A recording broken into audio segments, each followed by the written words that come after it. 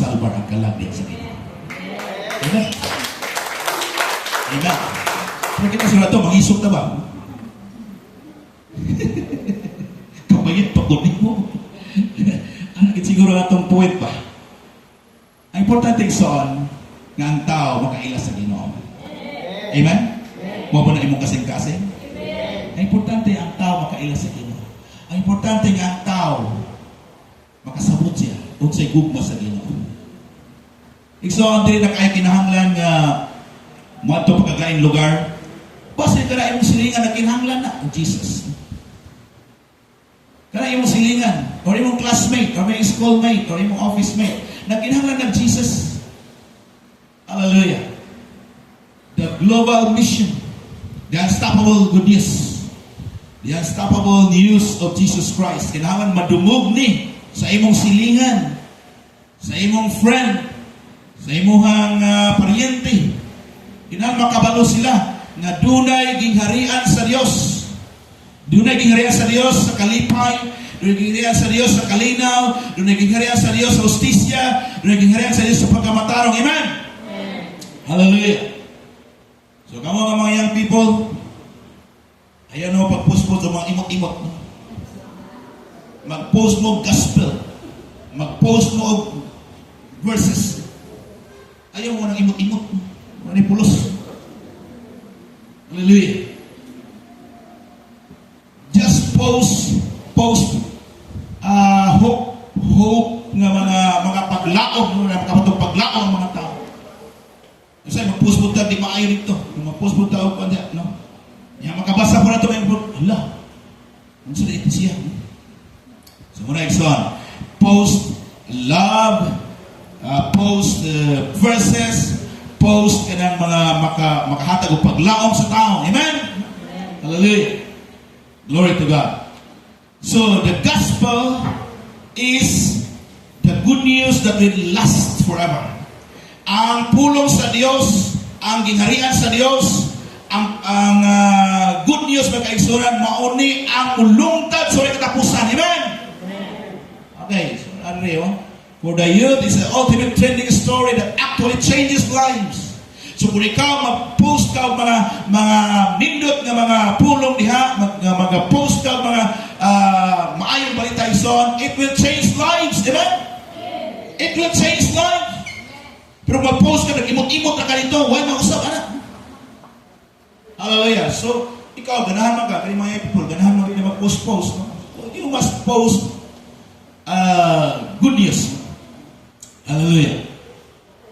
Now, there was a story. Gitawag ni siya og smugglers of light. The smugglers of light. Ang sa maning smugglers of light. The OFW mission. There are over 10 million Filipinos working abroad, no? Overseas, no? Working abroad. Now, these Filipino people who are working in the Middle East, usa ka Pilipina, domestic helper, then forbidden, kanang wala siya, dili tugtan nga magdalag Bible. Dili tugtan magdalag Bible. Yung image son, i-memorize niya ang mga verses sa Bible. He memorized verses of Bible about salvation and other verses iyang i-memorize. Then iyan ang kanta-kantahon. Sa diyang atiman siya sa bata, sa mga Arabo, atiman sa mga bata sa Arabo, magkanta-kanta siya iyang kantang mga verses. No, mga verses. So, nagdako ang mga bata iso, nakadungog sa gospel.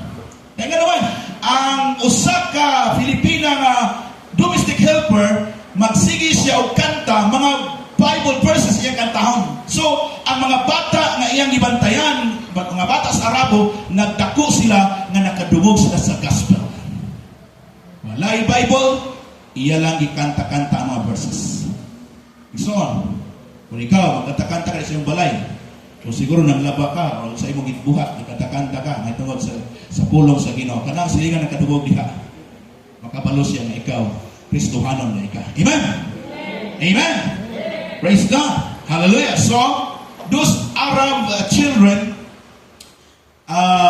nagdagko sila, nahimo silang follower of Jesus Christ.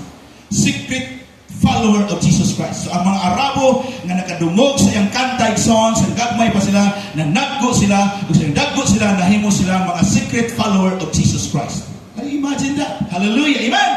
So this gospel of the kingdom, kining maayong balita, kinahanglan masulti ni ngadto sa mga tao. Amen?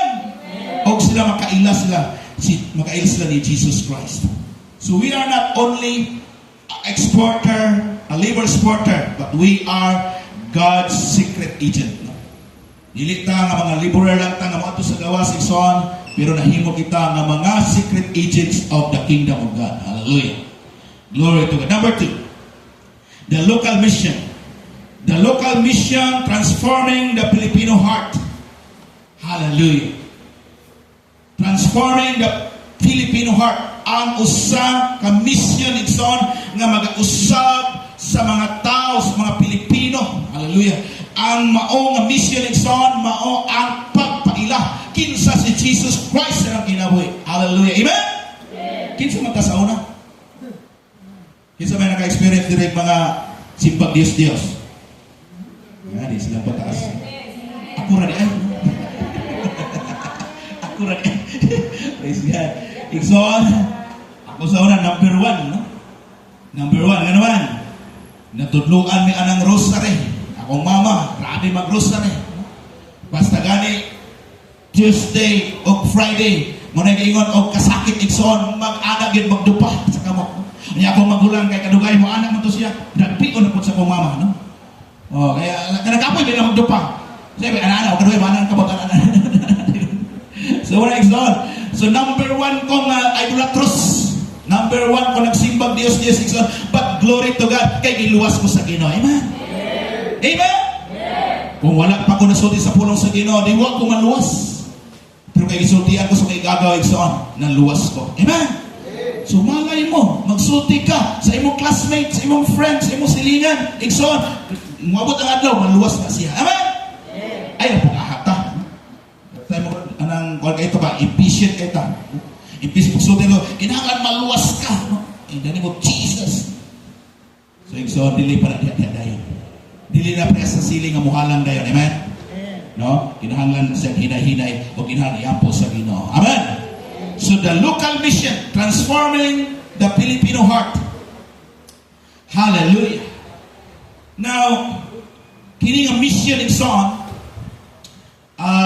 sa atuwa sa Pilipinas, doon tayo gitawag og mga indigenous people diya sa mga tribo. Then usa ka tribo ring story ha. Ring story. Doon usa ka tribo nga gitawag og Iraya dito sa Mindoro. Iraya Mangyan tribe.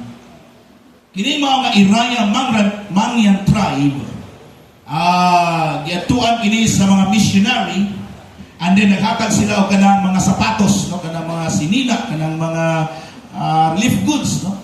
Dili ka relief nga kanang kuan, dili ka mga bag-o pagid ba? Mga bag-o pagid, ilang ipalit ng mga bag-o kay mga sinina, mga sapatos, ilang ipaghatag sa mga